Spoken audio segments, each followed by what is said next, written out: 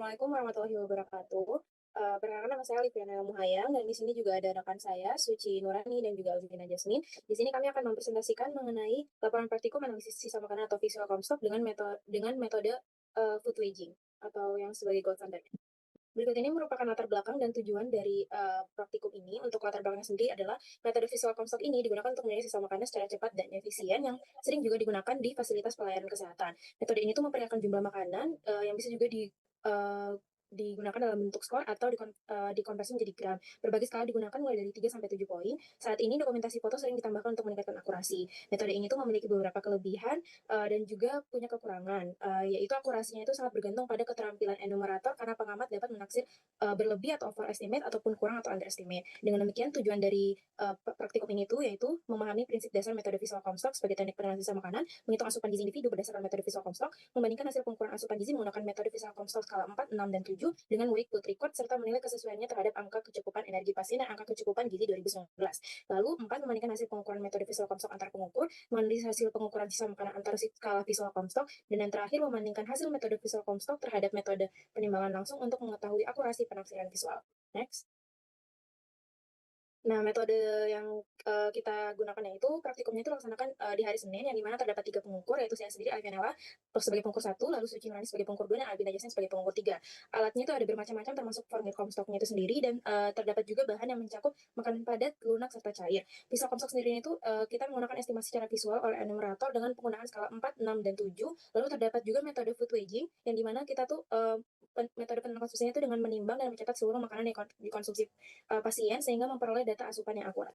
Berikut merupakan prosedur dari Comstock. Yang pertama adalah menyiapkan makanan yang telah ada sisanya, lalu formulir dan juga alat tulis, lalu akan diamati secara visual presentasi sisa makanan tersebut dan ditulis pada formulir, lalu akan menulis pada skala 4, 6, dan 7. Untuk prosedur dari food weighing, enumerator akan menyiapkan formulir, alat tulis, kamera, dan juga makanan yang akan diukur. Dan juga enumerator akan mencatat identitas pasien, waktu makan, menu makanan, dan juga nama makanan tersebut dan bahan-bahannya yang ada di dalam makanan tersebut. Selanjutnya akan ditimbang awal sebelum dimakan, lalu pasien akan dimakan makanannya, lalu akan ditimbang lagi setelah makanan tersebut ada sisanya, kemudian akan dihitung hasil berat makanan yang telah dikonsumsi dan juga asupan zat gizinya.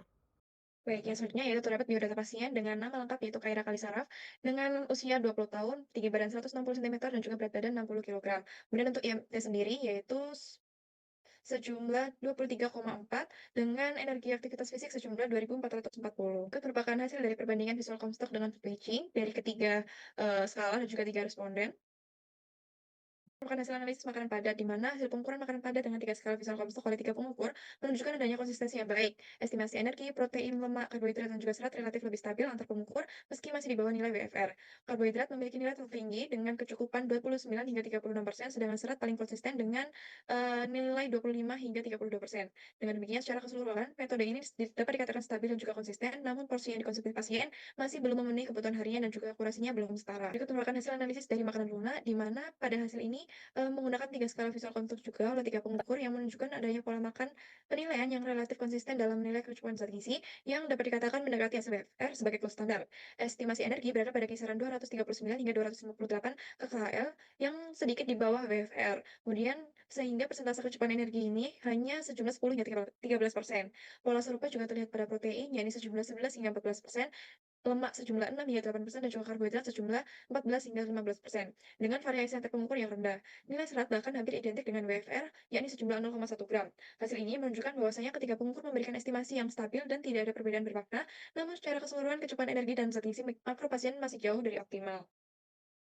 Kemudian berikut merupakan hasil analisis dari makanan cair, di mana hasil pengukuran makanan cair dengan 3 skala visual Comstock ini yang dilakukan oleh 3 pengukur menunjukkan estimasi zat gizi yang cukup konsisten, dengan estimasi energi berkisar sejumlah 164 hingga 309 kcal dibandingkan BFR, yakni sejumlah 199 kcal, sehingga persentase kecukupan energi hanya sebesar 7 hingga 10%.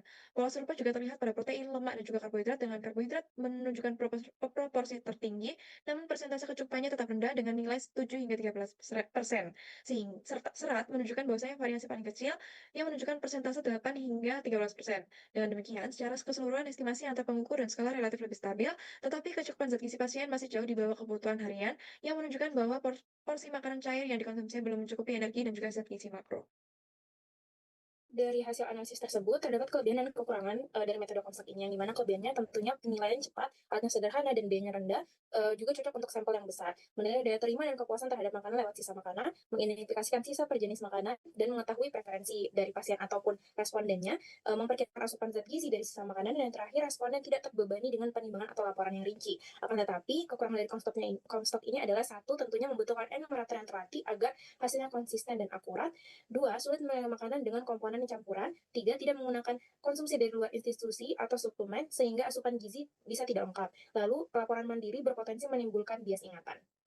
Next.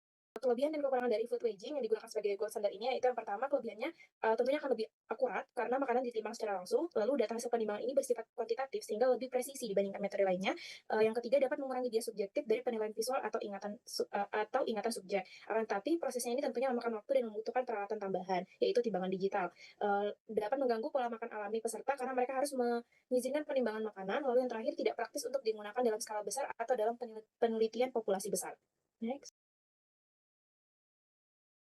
Dapat disimpulkan, hasil pengukuran visual Comstock ini menunjukkan konsistensi yang baik antar pengukur dengan rata keakuratan 93,8 sampai 95,4. Skala 6 terbukti paling akurat diikuti skala 4 dan skala 7.